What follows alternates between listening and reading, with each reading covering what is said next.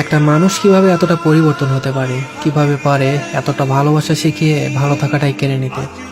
আজকের গল্পটা সালেহ আহমেদ ভাইয়ের। গল্পটা শুনলে বুঝতে পারবেন মানুষ নতুনকে পেয়ে কিভাবে পুরাতনকে ভুলে যায়। ভাইয়াটা আমারে বলে যে ওর সাথে আমার পরিচয় হয় আমাদের নানুর বাড়িতে গিয়ে। প্রথম দেখাতেই ভালো লেগে যায়। ও আমার ছোট বোনের ক্লাসমেট ছিল। আমার ছোট বোন আমার ফোন থেকে ওর সাথে কথা বলতো, বিভিন্ন নোটস ছবি পাঠাইতো ওকে। তো তার মাধ্যমে আমাদের কথা হয়। এভাবেই আমাদের প্রায় 6 মাস কথা হয়। এই 6 মাসে ওর প্রতি আমার একটা আলাদা টান তৈরি হয়। আমি বুঝতে পারছিলাম ওইও আমার একটু একটু পছন্দ করে। কিন্তু ওর আগের একটা বয়ফ্রেন্ড ছিল, সেটা আমি জানতাম। কিছুদিন পর শুনতে পেলাম যে ওর ব্রেকআপ হয়ে গেছে। তো তার কিছুদিন পরেই, দিনটা ছিল সোমবার, সন্ধ্যা 7টা 15 মিনিটে আমি ওকে প্রপোজ করি। আমি ওকে বলি আমি তোমার হাতটা সারা জীবনের জন্য ধরতে চাই। ও কিছুই বলেনি, শুধু কিছুদিন সময় নিয়েছিল। তো তারপর ও রাজি হয়ে যায়। তারপর আমাদের রিলেশনটা শুরু হয়। ও কলেজে ভর্তি হওয়ার আগ পর্যন্ত সবকিছু ঠিকঠাকই ছিল, কিন্তু কলেজে ভর্তি হওয়ার পর থেকে কেমন যেন বদলে যেতে শুরু করলো। রিলেশনের শুরুতেও আমাকে অনেক কেয়ার করতো, ভালোবাসতো, সবসময় খোঁজ নিত। 3 বেলা জিজ্ঞেস করতো আমি খেয়েছি কিনা। এতটা ভালোবাসা কেয়ারিং পেয়ে আমি ওরে এতটাই ভালোবাসলাম, ওরে ছাড়া আমার কোনো কিছুই ভালো লাগতো না। সারাক্ষণ ওর সাথে কথা বলতে মন চাইতো। ওরে ছাড়া আমি কিছুই বুঝতাম না, সবসময় ওর কথা মনে পড়তো। তো এইভাবেই চলতে থাকে। এসএসসি শেষে ও ইন্টারে ভর্তি হলো কলেজে।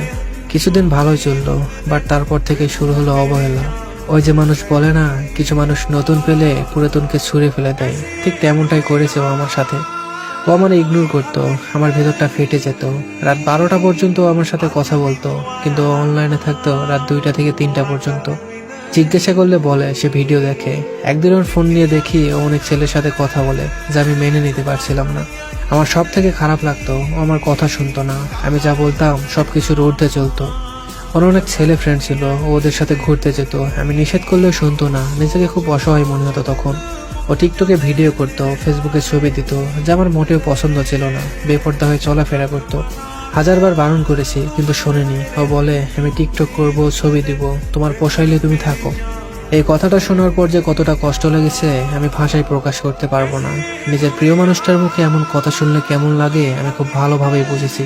এভাবেই চলতে চলতে আমাদের একটা সময় বিচ্ছেদ হয়ে যায়। আমাদের বিচ্ছেদের পেছনে আর একটা মানুষের হাত ছিল।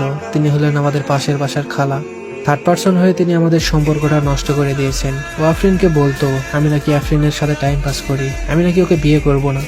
এটা ছাড়া আরো অনেক কিছু বলে আমাদের মাঝে দূরত্বর সৃষ্টি করেছে। আর এই দূরত্ব থেকেই আজ আমাদের বিচ্ছেদ। আমি আফরিনকে অনেক বুঝিয়েছি যে দেখো, আমি যদি বিয়ে করি তাহলে তোমাকেই করব। তাও সে বিশ্বাস করেনি। আমার এতদিনের ভালোবাসা একটা মানুষের মুখের কথায় শেষ করে দিল। আমি আমার খালাকে কোনোদিন ক্ষমা করব না। তার কারণে আমার জীবনটা আজ নষ্ট হয়ে গেল। কি ভাবছেন আমার ভালোবাসার মানুষটার থেকে আলাদা করে ভালোই আছেন, থাকেন, সমস্যা নেই। রিভেঞ্জ অফ নেচার বলে একটা কথা আছে, জানেন তো? প্রকৃতি আপনার হিসাব ঠিকই নিয়ে নিবে, আজ না হয় কাল, শুধু সময়ের অপেক্ষা। সেই দিন হয়তো আমার কাছে ক্ষমা চাওয়ার মুখটাও আপনার থাকবে না। আমাকে আমার ভালো থাকার মানুষের থেকে আলাদা করে আপনি কখনোই ভালো থাকতে পারবেন না। আচ্ছা একটা কথা বলেন তো, কি পেলেন আফরিনকে আমার থেকে আলাদা করে? আমি তো আপনার কোনো ক্ষতি করিনি। আমি আপনাকে নিজের খালার মতোই দেখেছিলাম, আজ তারা এই প্রতিদান দিলেন। আপনার এই কাজ আমি কখনোই ভুলতে পারবো না। আমার দীর্ঘশ্বাসগুলো আপনাকে ভালো থাকতে দিবে না, দেখে নিন। আমি আফরিনকে পাওয়ার জন্য আমার ফ্যামিলির কাছে আজ খারাপ ছেলে, আমার ভাই বোনদের কাছে খারাপ ভাই। আমার নিজের খালার সাথে আজ 2 বছরের কোনো সম্পর্ক নেই আমার, শুধু ওকে পাওয়ার জন্য। দিন শেষে আমি ওকে হারিয়েই ফেললাম। আজ আমাদের বিচ্ছেদের 6 মাস হয়ে গেল, তারপরেও ওর প্রতি আমার ভালোবাসা একটুও কমেনি, বরং আগের থেকে বেশি মিস করি, বেশি ভালোবাসি। আমি ওকে কখনো ভুলতে পারবো না। ওকে পেয়ে গেলে হয়তো আমার চাওয়ার কিছুই থাকতো না। আর জীবনে যত না পাওয়ার গল্প আছে, ওকে পেয়ে গেলে হয়তো সব না পাওয়ার গল্পগুলো ভুলে যেতাম। আফরিন, আমি তোমাকে কিছু কথা বলতে চাই। আমি জানি তুমি যার সাথে আছো ভালো আছো। আমি চাই তুমি ভালো থাকো, সেটা যে কারোর সাথে হোক না কেন। আর একটা কথা, আমি অনেকবার চেয়েছি তোমায় ঘৃণা করতে, কিন্তু কখনোই পারিনি। আমি তোমাকে মন থেকে ভালোবেসেছি, হয়তো এই কারণেই ঘৃণা করতে পারিনি। জানো, আমি এখনো প্রতিদিন তোমাকে এফবিতে সার্চ করি, এখনো তোমার পুরনো SMS গুলো দেখি, তোমার ছবিগুলো দেখি আর ভাবি এই কি সেই মানুষ যাকে আমি এতটা ভালোবেসেছি?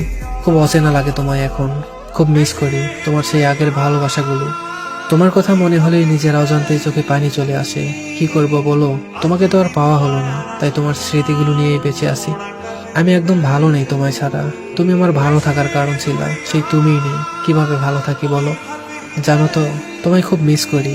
I miss you Afreen, I really miss you. তোমাকে অনেক কথা বলার ছিল, কিন্তু তার হয়তো বা কখনো হবে না।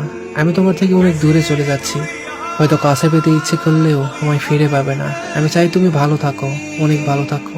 5 ওয়াক্ত নামাজ পড়ে মোনাজাতে তোমাকে কত চাইলাম, কিন্তু পেলাম না। অনেকবার সুইসাইড করতে চেয়েছিলাম, কিন্তু যখনই সুইসাইড করতে গিয়েছি আমার মনে পড়েছে আমি তো মুসলিম, সুইসাইড করা ঠিক না। আমি সবসময় চেয়েছি তুমি ভালো থাকো, আজও চাই তুমি ভালো থাকো, অনেক ভালো থাকো। যে মানুষটা আপনাকে এতটা ভালোবাসে তাকে ছেড়ে দিয়ে অনেক বড় ভুল করেছেন।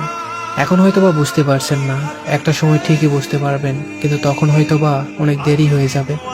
একটাবার ভেবে দেখতেও তো পারতেন যে মানুষটা আপনাকে ছাড়া কিছুই বুঝতো না, সে মানুষটা আপনাকে ছাড়া কিভাবে থাকবে, কিভাবে ভুলে থাকবে আপনাকে। ভালোবাসার মানুষটাকে না পাওয়ার কষ্ট আপনি সেই দিন বুঝতে পারবেন, যেদিন আপনার ভালোবাসার মানুষটা আপনাকেই ছেড়ে দিবে। সেদিন বুঝতে পারবেন কাউকে ছেড়ে গেলে ঠিক কতটা কষ্ট লাগে। হয়তো আপনার নতুন অনেক মানুষ হয়েছে, নতুন ভালোবাসার মানুষ হয়েছে। আজ যে নতুন মানুষটার জন্য পুরনো মানুষটাকে ছেড়ে দিলেন, এই মানুষটাই একটা সময় আপনার হাসির কারণ ছিল, আজ আপনি তার হাসিটাই কেড়ে নিলেন। আপনি কখনো ভালো থাকতে পারবেন না, কখনো না। আর থার্ড পার্সনের কথা শুনে যারা ভালোবাসার মানুষটাকে ছেড়ে দেয় তারা কখনোই ভালোবাসতে জানে না, তারা কখনোই ভালোবাসার মানুষ হতে পারে না। সম্পর্কে থার্ড পার্সন কখনোই ঢুকতে দেবেন না, তারা সম্পর্কটাকে জোড়া লাগানোর চেয়ে ভেঙে দেয় বেশি। সবশেষে একটা কথাই বলি, মানুষের দীর্ঘশ্বাস খুব ভয়ঙ্কর। কখনো কারো দীর্ঘশ্বাসের কারণ হবেন না, দীর্ঘশ্বাসগুলো আপনাকে ভালো থাকতে দিবে না।